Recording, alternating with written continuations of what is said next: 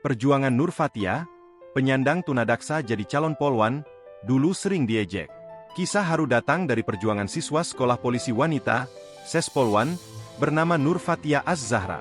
Nur Fatia Az-Zahra adalah penyandang tunadaksa yang dinyatakan lolos dan memenuhi syarat mengikuti pembentukan Bintara Polri 2024 jalur disabilitas.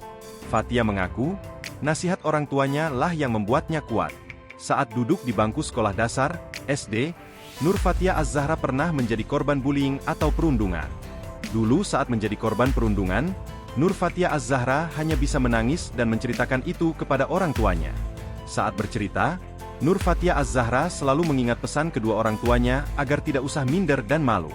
Justru, Nur Fatia Az-Zahra diberikan semangat agar bisa membuktikan bahwa dirinya pun bisa berkembang dan berprestasi. Fatia bercerita, ayahnya seringkali mengajak keluar rumah untuk sekadar bermain. Bahkan, ayahnya pula yang mendorong Fatia untuk berani merantau. Sang ayah, kata Nur Fatia Az-Zahra, pernah mengajaknya merantau dari Bangka ke Jambi. Bekal pengalaman dari sang ayahlah yang kemudian membuat Nur Fatia Az-Zahra menemukan banyak hal baru dan menjadi lebih mandiri. Ia pun berjuang agar bisa hidup setara sebagai penyandang disabilitas. Perempuan asli Bangka Belitung, Babel, ini menjelaskan didikan orang tua menjadikan membentuk dirinya menjadi perempuan yang bertekad kuat. Contoh, meski Fatia disabilitas, namun dia bersekolah di umum. Untuk diketahui, Polri melalui Biro Pengendalian Personel SSDM Polri merekrut 16 penyandang disabilitas pada penerimaan Bintara tahun anggaran 2024 ini. Mereka terdiri dari 3 siswa Bintara perempuan dan 13 laki-laki.